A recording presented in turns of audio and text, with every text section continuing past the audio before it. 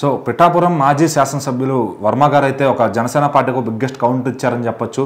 So మరి ఆ ఒక్క పోస్టు మొత్తం జనసేనని కానీ అందరినీ ఊపేస్తుంది. అసలు ఏం జరుగుతుంది?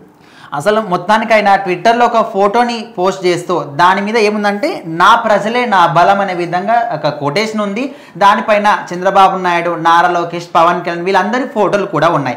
సో ఇదేంటి నార్మల్గానే ఉంది కదా, బాగానే చెప్పాడు. కానీ చాలామంది అనుకున్నప్పటికీ కొంతమంది ఏమంటున్నారంటే వర్మ ఖచ్చితంగా జనసేన పార్టీకి వ్యతిరేకంగా వాళ్ళకు కౌంటర్ ఇస్తూ ఈ యొక్క పోస్ట్ని మాత్రం షేర్ చేశాడని గట్టిగా నమ్ముతున్నారు. ఎందుకంటే రీసెంట్ టైంలో చూసుకుంటే ఇక్కడ పిఠాపురంలో అసలు పవన్ కళ్యాణ్కి సీట్ రావడానికి కారణం ఎవరంటే వర్మ త్యాగం చేశాడు కాబట్టి, ఆయన వద్దనుకున్నాడు కాబట్టి పవన్ కళ్యాణ్కి ఇచ్చారు. సో అందుకోసమని ఈయన వచ్చాడు. సో అప్పటి కూడా చాలా మంది ఏమంటున్నారు, పవన్ కళ్యాణ్ పిఠాపురంలోనే కాదు ఎక్కడ పోటీ చేసినా కూడా గెలుపొందే సత్తా మాత్రం ఖచ్చితంగా ఆయనకు ఉందని నమ్ముతున్నారు. అయినప్పటికీ కూడా రీసెంట్గా పిఠాపురంలో జనసేన పార్టీ ఆవిర్భావ దినోత్సవం చేసినప్పుడు అక్కడ నాగబాబు గారు చేసినటువంటి వ్యాఖ్యలు అందరూ కూడా చాలా సీరియస్గా తీసుకున్నారు. అక్కడ పవన్ కళ్యాణ్ గెలవడానికి ఓన్లీ పవన్ కళ్యాణ్ జన సైనికులే మాత్రమే కారణము, ఇంకా వేరే వాళ్ళు ఎవరైనా కారణం అనుకుంటే మీ కర్మ అనే విధంగా కొన్ని వ్యాఖ్యలు అయితే చేశాడు. సో అప్పటి నుంచి చాలా మంది టీడీపీ సభ్యులు కావచ్చు, చాలా మంది ప్రజలు కూడా ఫైర్ అవుతున్నారు. ఎందుకంటే అక్కడ ఒక వ్యక్తి గెలుపొందినప్పుడు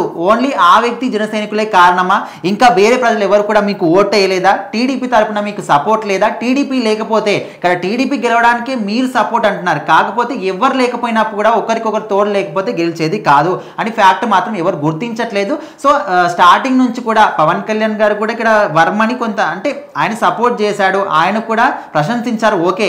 కానీ రాను వర్మకున్నటువంటి ప్రాధాన్యత పిఠాపురంలో తగ్గుతూ వస్తుంది. మరి ఈ ప్రాధాన్యత తగ్గడానికి కారణం ఏంటి? ఆయన మొత్తాన్ని తీసేయాలనుకుంటున్నారంటే ఖచ్చితంగా ఇక్కడ పిఠాపురంలో వర్మకున్నంత బలం మాత్రం ఎవరికి కూడా లేదు. ఎందుకంటే ఒకనప్పుడు టీడీపీ సపోర్ట్ కూడా లేకుండా ఒంటరిగా వచ్చి గెలుపొందిన వ్యక్తి ఆయన. అందుకోసమని ఖచ్చితంగా పిఠాపురంలో ఆయనకున్నటువంటి బలం ఎప్పటి కూడా అట్లానే ఉంటుంది. ఎవరైతే తగ్గుతుంది, ప్రాధాన్యత తగ్గుతుంది అంటే అవన్నీ కూడా జస్ట్ రూమర్స్ మాత్రమే. ఇప్పుడు కూడా ఆయన పెట్టిన పోస్ట్ని కూడా ఇదే విధంగా నెగిటివ్గా చూస్తున్నారు. ఒక విషయం జరిగినప్పుడు ఎవరైనా మాట్లాడినప్పుడు దాన్ని రెండు విధాలుగా చూస్తేనే అర్థమవుతుంది. సో ఇప్పుడు ఆయన పెట్టిన దానికి అర్థం ఏమనుకోవచ్చు, ఓన్లీ ఇక్కడ జనసేనకి కౌంటర్ అనుకుంటే తప్పు. ఎందుకంటే ఆయనకు పదవులు ఇచ్చినా ఇవ్వకపోయినా, టీడీపీ పదవి ఇచ్చినా ఇవ్వకపోయినా, ఎవరు ప్రాధాన్యత ఇచ్చినా ఇవ్వకపోయినా ప్రజల్లో మాత్రం నాకున్న బలం నాకుంది, నా ప్రజలే నాకు బలం అనే విధంగా ఆయన పెట్టుకున్నాడు. ఆయన సొంతంగా సాటిస్ఫాక్షన్ కోసం పెట్టుకున్నాడు. ఇప్పుడు పైన వాళ్ళ ఫోటోలు కూడా పెట్టాడు. పెట్టకపోతే తప్పు వచ్చేది, కానీ ఇప్పుడు పెట్టినందుకు వాళ్ళ కౌంటర్ ఇచ్చాడు. ఇదంతా కూడా తప్పు. ఆయన మాత్రం జనాల్లో తనకున్నటువంటి ప్రాధాన్యత అలాగే ఉంది, నా జనమే నా బలం అనే విధంగా ఆయన పెట్టుకున్నాడు. సో దీన్ని నెగిటివ్గా చేస్తున్నారు. మొత్తానికి ఈ విధంగా చూడడం కరెక్ట్ కాదని కూడా కొంతమంది అంటున్నారు. మీ అభిప్రాయం ఏంటో కూడా కామెంట్ చేయండి.